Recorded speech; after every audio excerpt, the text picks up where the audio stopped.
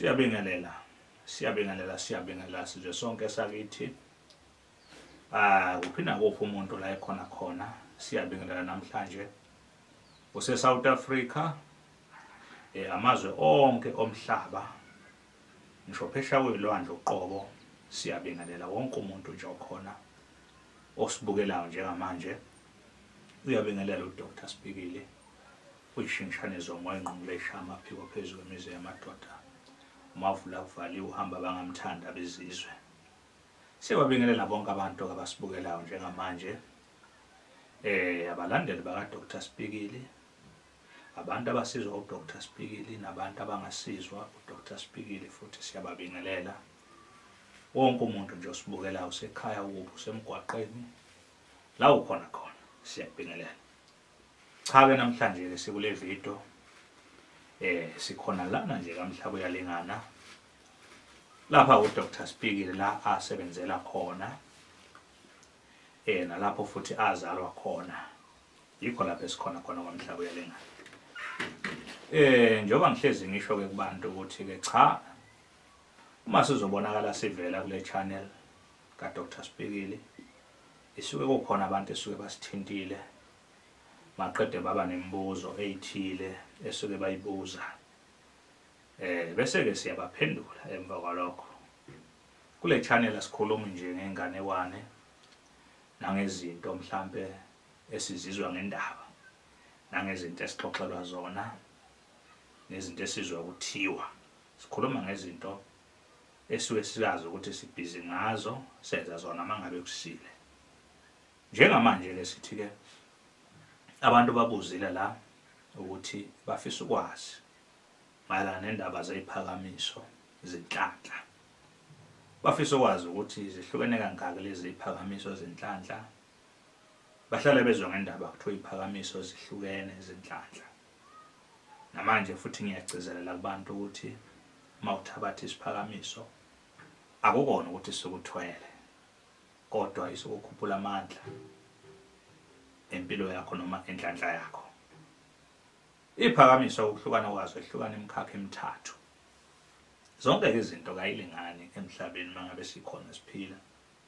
Lapha ephakamisweni sino number 1, sibe no number 2, sibe no number 3. Sihamba ke imikhakha emithathu iphakamiso. Bese kuncika ke amandla omuntu ukuthi afinyelela kuphi. Kodwa zona lezi ziphakamiso njengoba ihlukene kathathu nje kepha zinto eyi1. Phela ke lokuhlukana ke suke kuhlukaniswa la amandla akhona. Njengoba kubonakala nje emhlabeni ukuthi abantu mabephumelela noma becebile noma benezinto abalingani ngokwamandla abafani. Kukhona ophila kahle nje impilo nje kahle. Bese kuba khona lo impela engathi impela hayi usengumacaphu nakusala. Bese kuba khona impela ngathi ke hayi use-over. Kuyashiyashiyana. Okusho ukuthi ke umuntu osuke ethabatha number 1 nomuntu othatha number 2 abezokulingana laba bantu nokwenzeka kwezinto zabo azize kufana. Umehluko yiwo loyo ke mangabe sithi number 1 la izinto eziqala khona. Akulindelekile nje ukuthi umuntu othabatha number 1 angathi hayi uhluphekela umsebenzi. Angathi hayi akanamali. Angathi hayi akanakudla, akanani. Othabatha number 1 lo ethi hayi akahambe nangemoto. Abaka number 1 bonke la besuke basafuna ukuqala impilo kahle. Babe nezinto nabesuke basifisa. Labo number 2 ke suke sekwenyukanyukela lapho uthola ukuthi seba namabhizinisi sebanani nani. Bangaphezulu kwalo suke no number 1. No number 3 ke hayi ke lapho ke seba nezinto zomhlaba lapho. Labantu kuthiwa sabantu abadumile suke sebephezulu kakhulu abesuke sebethabatha number 3.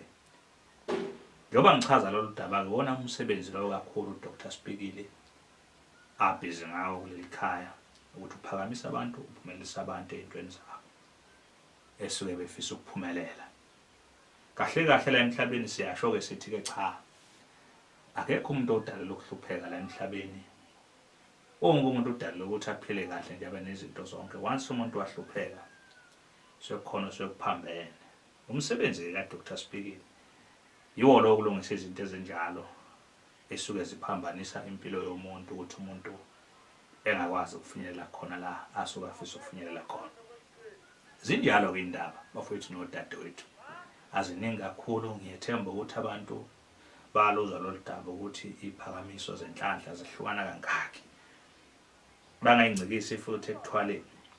Yize abanye bese begcina sebethi ayikhona umuntu uthwele kanti basho umuntu ophakamisiwe.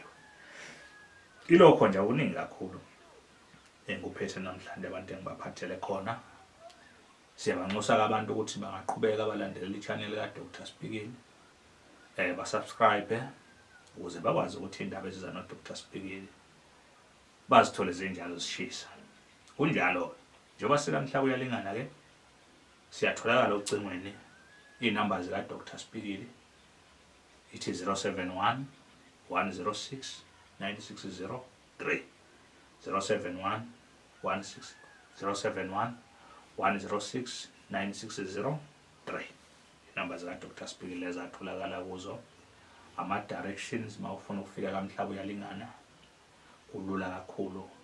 Ungabe ukuphi noma ukuphi la ukhona khona, kepha ugibele imoto eziya kamhla kuyalingana, uhamba ngamatekisi phesheya kweJozini, kepha kamhla kuyalingana. Indawo osokuya kuyo uya eBhambanani ngoba umhlaba uyalingana mkhulu kakhulu. Mawuthi wena uye eBhambanani uye eJozini Dam, ungakafika eBhambanani khona istophi okuthiwa isemathayini la uzofika wehle khona, uyosuyahlangatshezwa khona la ekhaya ka-Dr. Spikili uzokwazi uzongena ekhaya eceleni. Ilokho nje, akuningi kakhulu indaba engiphathela abantu. Baba yini ngicela ningibambe evidweni elandelayo. Siyabonga.